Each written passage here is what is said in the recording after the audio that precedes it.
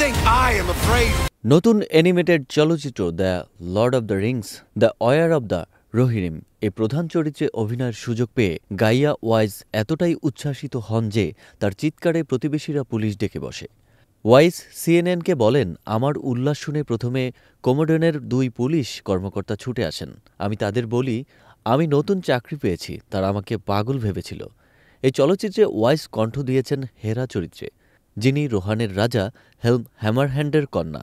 সিনেমাটি পরিচালনা করেছেন প্রখ্যাত অ্যানিমে পরিচালক কেনজি কামিয়ামা। পিটার জ্যাকসনের the Lord of the Rings ট্রিলজির ১৮৩ বছর আগে কাহিনী শুরু হয়। এটি রাজা হেলম ও তার কন্যা হেরার রোহান রক্ষার লড়াইয়ের গল্প তুলে ধরে। হেরা চরিত্রটি স্ক্যান্ডিনেভিয়ান লোককাহিনীর শিল্প মেইডেন ধারণাকে পুনরুজ্জীবিত করে।